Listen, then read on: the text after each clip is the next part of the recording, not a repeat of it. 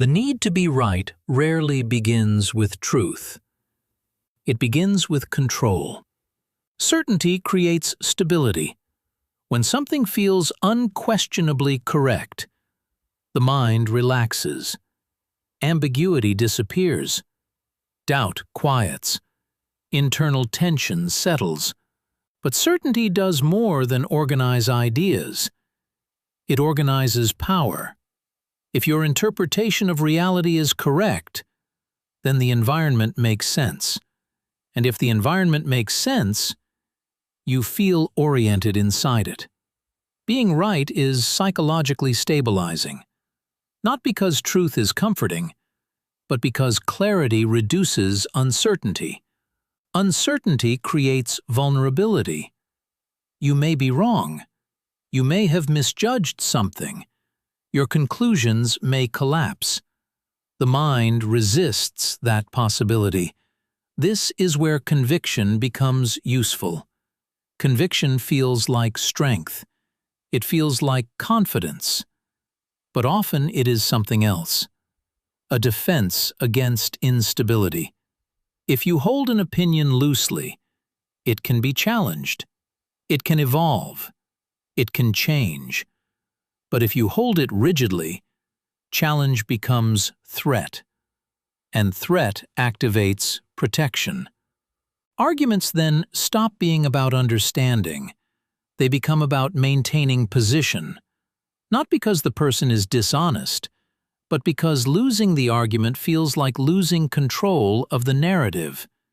If your interpretation collapses, your certainty disappears, and uncertainty returns. Uncertainty is psychologically expensive. It forces reevaluation. It forces reconsideration. It forces humility. And humility can feel like exposure. So the mind chooses a simpler route. Defend the position. Strengthen the argument. Dismiss opposing information.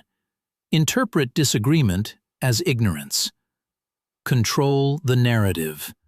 This is why the need to be right often intensifies during disagreement. Not because truth is being defended, because stability is being protected. If the belief survives the conflict, the internal structure remains intact. From the outside, this looks like stubbornness, or ego, or arrogance. Internally, it feels like maintaining order, a stable explanation of reality, and without that explanation, the mind must sit inside uncertainty, which is why the need to be right often disguises itself as conviction. Conviction sounds principled, confident, grounded, but sometimes it is something quieter, a way of keeping uncertainty outside the door. The need to be right becomes stronger when beliefs stop being ideas and start becoming identity. An idea by itself is flexible. It can be explored, revised, even abandoned. But when an idea becomes part of who you are, changing it feels like changing yourself, and the mind protects identity more aggressively than it protects accuracy. If someone questions a belief you hold loosely, the mind evaluates the argument. But if someone questions a belief attached to your identity, the system reacts defensively. The discussion stops being informational. It becomes personal. The belief is no longer just a position. It becomes a signal of who you are. Political beliefs, moral beliefs, philosophical beliefs. Over time, they merge with identity. And once identity attaches itself to a belief, disagreement feels like rejection. Not rejection of the argument, rejection of the person. This is where the emotional intensity of being right begins to grow, because losing the argument no longer means updating an idea. It means weakening a piece of identity. And identity resists erosion. The mind then begins reinforcing the belief more aggressively, not to discover truth, but to preserve coherence. Evidence that confirms the belief is accepted quickly. Evidence that contradicts it is resisted, not consciously, but systematically. The belief becomes guarded territory. Questions begin to feel intrusive. Alternative interpretations feel threatening, because they destabilize something deeper than the argument. They destabilize self-definition. If the belief changes, who are you now? What replaces the structure that organized your thinking?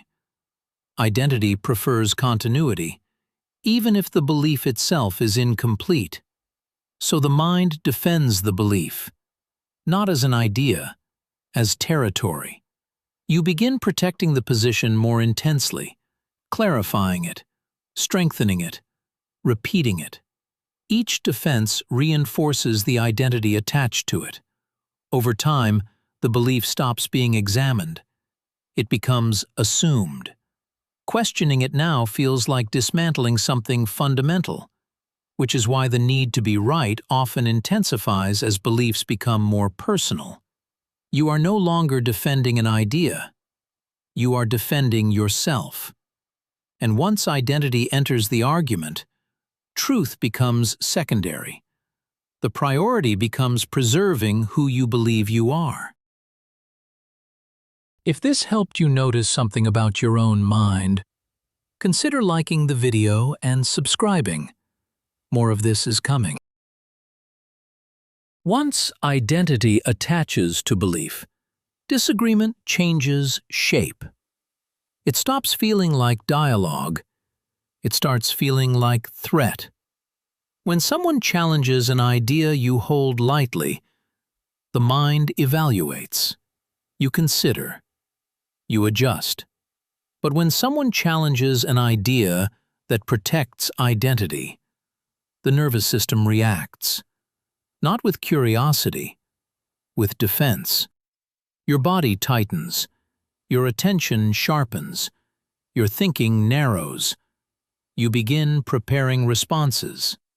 The goal quietly shifts, not understanding, winning. Because if the other person is correct, your position weakens. And if your position weakens, your internal structure trembles. This is where arguments stop being about truth. They become mechanisms of protection. You gather supporting examples. You reinterpret opposing points. You strengthen your stance.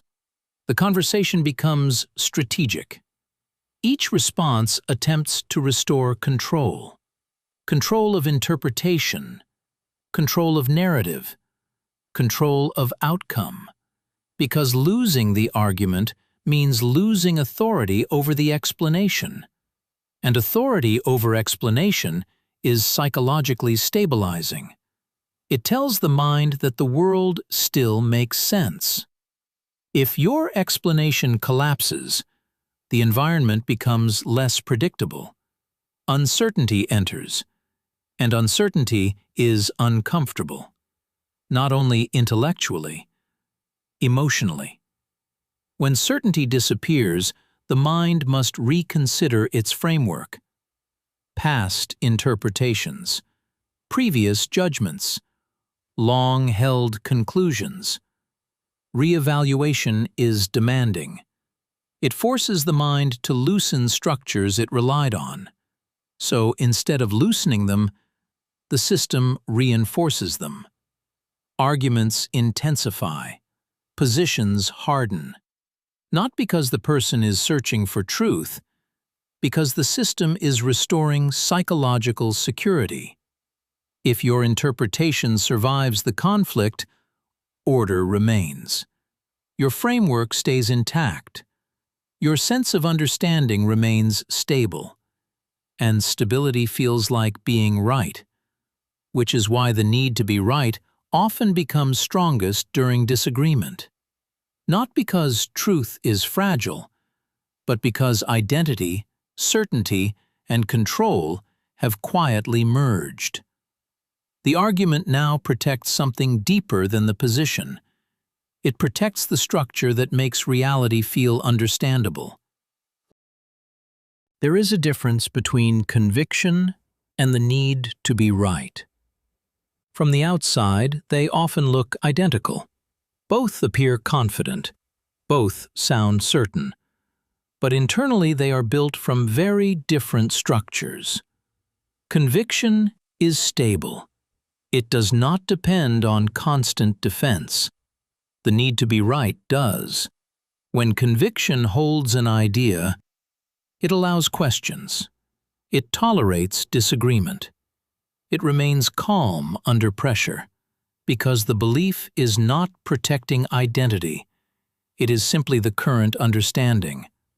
But when the need to be right takes over, the belief carries weight, psychological weight.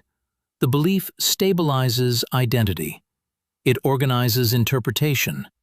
It keeps uncertainty contained, which is why challenge begins to feel uncomfortable. Not threatening in an obvious way, but destabilizing. Something inside the system tightens. Responses become sharper. Positions become more rigid. The mind is not only defending an idea, it is defending its structure, its explanation of reality, its sense of orientation. When the explanation remains intact, the system relaxes. When the explanation cracks, the system reorganizes defensively. This is why the need to be right can become so persistent. It protects more than a conclusion. It protects psychological stability. But stability built on rigid certainty has a limitation. It must constantly defend itself. Every disagreement becomes friction. Every challenge becomes pressure, because the belief cannot move without threatening the structure around it. Conviction behaves differently. It allows movement. It allows revision. It allows uncertainty to exist without collapse. Not because it is weak, because identity is no longer attached to the outcome. Being wrong stops feeling like loss. It becomes information, a signal that understanding can adjust. When that shift happens, arguments change shape. They stop being battles. They become exploration. Ideas can evolve. Frameworks can refine. Understanding becomes flexible. And the need to be right begins to lose its grip. Not because certainty disappears, but because certainty no longer needs to control the conversation. If this perspective resonated, consider liking the video and subscribing. Not to avoid being wrong, but to notice when being right becomes something else entirely.